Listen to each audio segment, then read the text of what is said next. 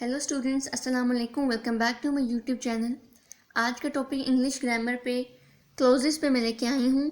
तो सबसे पहले हम वीडियो स्टार्ट करने से पहले जानेंगे कि क्लोजेस क्या हैं, और अगर आप लोग मेरे चैनल पर नए आए हैं तो मेरे चैनल को सब्सक्राइब करना मत भूलिएगा। अब क्लोज क्या होता है? क्लोज हमारे पास group of words having complete meaning by itself. Subject और वर्ब का कॉम्बिनेशन होगा, कंप्लीट मीनिंग रखता होगा और ग्रुप ऑफ वर्ड्स होंगे। जैसे ही प्लेज क्रिकेट रेगुलरली। अब हम देखते हैं कि क्या ये क्लोज है या नहीं। सबसे पहले ग्रुप ऑफ वर्ड्स है, ये सब्जेक्ट भी है और वर्ब भी है, सब्जेक्ट वर्ब का कॉम्बिनेशन है और ये एक पूरा कंप्लीट मीनिंग रखता है। ही प्लेज क्रिकेट रेगुलरली, हमें बात समझ आ गई है, तो ये हमारे पास क्लोज होगा। उसके बाद हमारे पास क्लॉज के दो टाइप्स आते हैं, इंडिपेंडेंट क्लॉज और डिपेंडेंट क्लॉज। तो सबसे पहले हम इंडिपेंडेंट क्लॉज को देखते हैं। इंडिपेंडेंट क्लॉज की डेफिनेशन ये है कि it function on its own to make a meaningful sentence and look much like a regular sentence. Independent clause नाम से ही बता रहा है कि ये डिपेंड नहीं करता, ये अपना एक कंप्लीट मीनिंग रखता है और इसे किसी दूसरे क्लॉज की ज़रूरत नहीं पड़ती इसका मीनिंग कंप्लीट करने के लिए। अगर सेंटेंस में दो इंडिपेंडेंट क्लॉज होंगे तो वो कोऑर्डिनेटर्स के ज़रिए कनेक्ट होंगे या कोऑर्डिनेटिंग कंजक्शंस।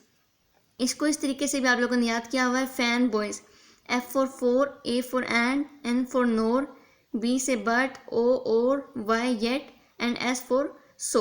तो ये हमारे पास कोऑर्डिनेटिंग कंजंक्शंस होते हैं जो टू इंडिपेंडेंट क्लॉजेस को ज्वाइन करने के लिए इस्तेमाल होते हैं। इसको आसान तरीके से याद करने के लिए फैन बॉयज़ का नाम दे दिया गया है ताकि आप लोगों को याद करने में आसानी हो। अब हम इंडिपेंडेंट क्लॉज की एग्जाम्पल देखते हैं। He is a wise man. He is a wise man में ये अब हमारे पास हमने देखना है क्या ये इंडिपेंडेंट क्लॉज है या नहीं।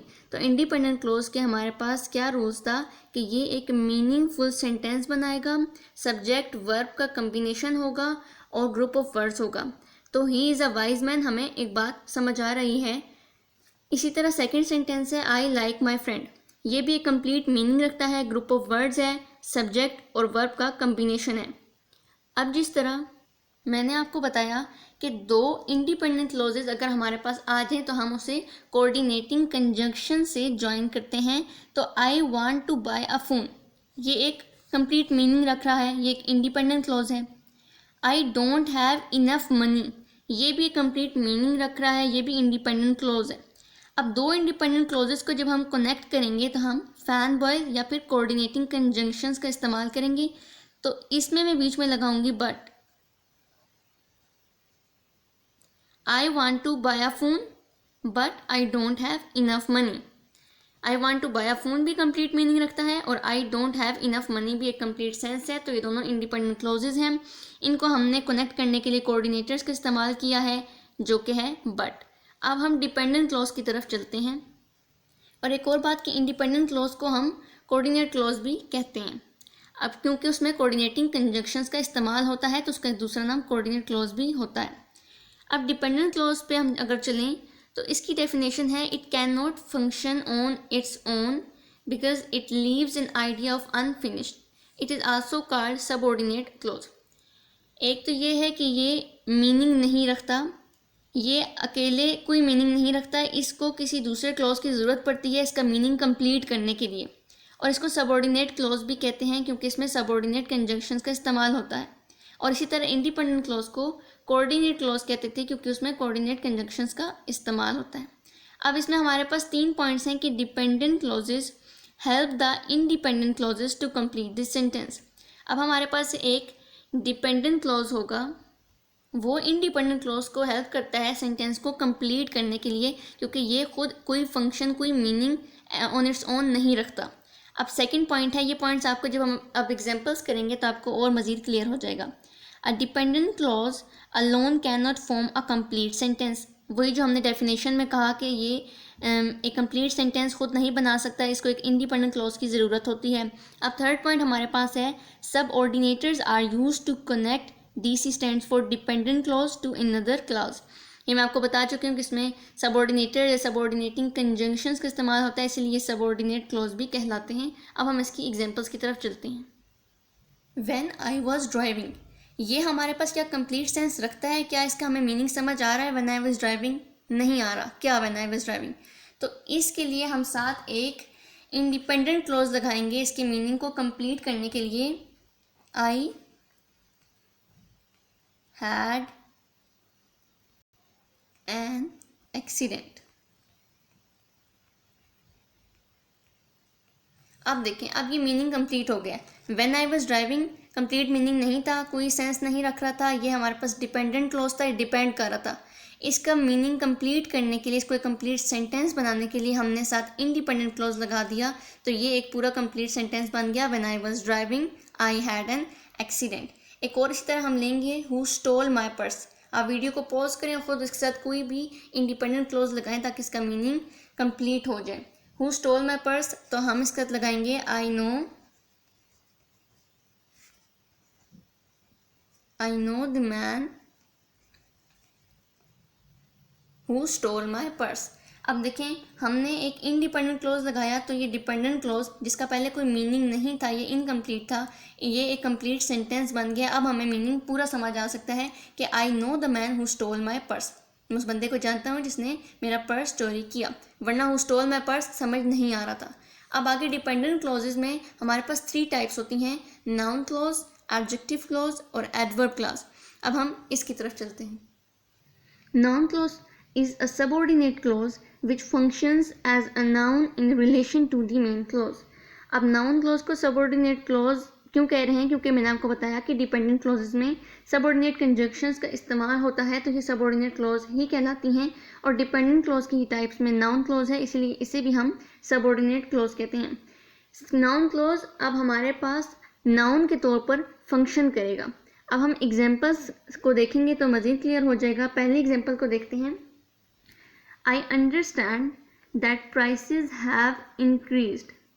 अब यहाँ पे हमारे पास that prices have increased noun के तौर पर इस्तेमाल हो रहा है। ये कंप्लीट सेंस नहीं रखता, that prices have increased, तो ये हमारे पास क्लोज है। अब ये नाउन क्लोज है क्योंकि ये नाउन के तौर पर एक्ट कर रहा है।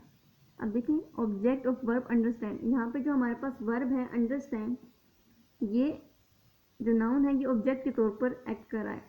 लेकिन इसे ही हम अब सब्जेक्ट के तौर पर भी देखते हैं। That prices have increase makes us all unhappy.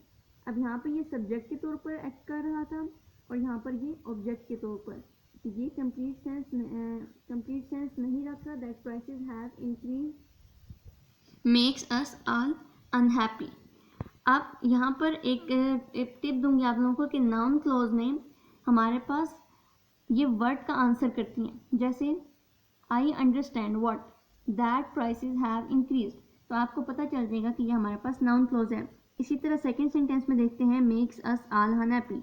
What makes us all unhappy, तो ये हमारे पास वर्ड का आंसर दे रहा है that prices have increase makes us all unhappy, तो ये हमारे पास नाउन क्लोज है।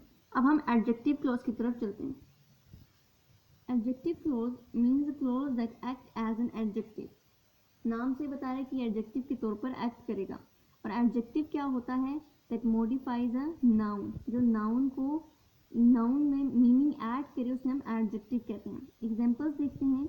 A man who has many friends is seldom lonely.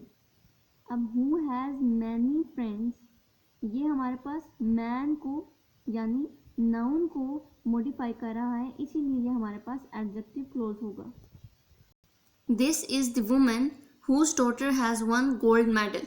Whose daughter has won gold medal, ये वुमन को मॉडिफाई कर रहे हैं। वुमन यहाँ पे नाउन है और ये नाउन वुमन को मॉडिफाई कर रहा है, इसीलिए एडजेक्टिव क्लोज है। क्योंकि एडजेक्टिव क्या होता है? That add meaning to noun. तो एडजेक्टिव क्लोज हमारे पास होगा जो नाउन को मॉडिफाई करेगा। Whose daughter has won the gold medal. अब हमारे पास आगे है adverb clause. An adverb clause is a group of word which contains subject verb and act as an adverb. नाम से ये नाउन के तौर पर एक्ट करेगा, एडजेक्टिव क्लोज एडजेक्टिव के तौर पर एक्ट करेगा और एडवर्ब क्लोज एडवर्ब के तौर पर एक्ट करेगा। अब हम देखते हैं, all adverb clauses answers the question when, where, how, why. ये भी एक की है याद रखने के लिए कि नाउन क्लोज व्हाट का आंसर करते हैं और adverb clause when, where, how और व्हाई को आंसर करते हैं। अब हम एग्जांपल्स देखते हैं। You can apply for a job. Wherever you feel like, you can apply for a job where. देखिए मैंने आपको कहा ना, ये आंसर करता है व्हेन, वेयर, हाउ और वाई के क्वेश्चंस को। तो वेयर एवर यू लाइक हमारे पास एडवर्ब क्लॉज हो जाएगा, और एडवर्ब क्या होता है, दैट डिस्क्राइब्स अ वर्ब। तो यहाँ पर हमारे पास वर्ब को डिस्क्राइब कर रहा है। अब सेकेंड एग्जाम्पल है, I had a milkshake for dinner. यहाँ पे क्वेश्चन बनेगा why, because I could not chew anything. तो क्योंकि ये व्हेन, वेयर, हाउ और वाई को एक तो क्वेश्चन आंसर कर रहा है, तो ये हमारे पास एडवर्ब क्लोज होगा। और दूसरी बार के एडवर्ब क्या होता है, एडवर्ब के तौर पर एक्ट करना, मतलब कि ये हमारे पास वर्ब को डिस्क्राइब करेगा। ये था मेरा आज का लेक्चर क्लॉज पे। सबसे पहले हमने पढ़ा कि क्लॉजेस क्या होते हैं, फिर आगे उसकी 2 टाइप्स थी, इंडिपेंडेंट क्लॉज और डिपेंडेंट क्लॉज। उनको पढ़ने के बाद हमने ये देखा कि डिपेंडेंट क्लॉज की आगे फर्दर 3 टाइप्स हैं, नाउन क्लॉज, एडजेक्टिव क्लॉज और एडवर्ब क्लॉज। इस वीडियो के बाद मैं एक और वीडियो भी बनाऊंगी जिसमें आपकी सेंटेंसेस में दूंगी और आपने गेस करना होगा कि ये नाउन क्लॉज हैं, एडवर्ब क्लॉज हैं या एडजेक्टिव क्लॉज हैं, आपकी ताकि प्रिपरेशन और अच्छी हो जाए।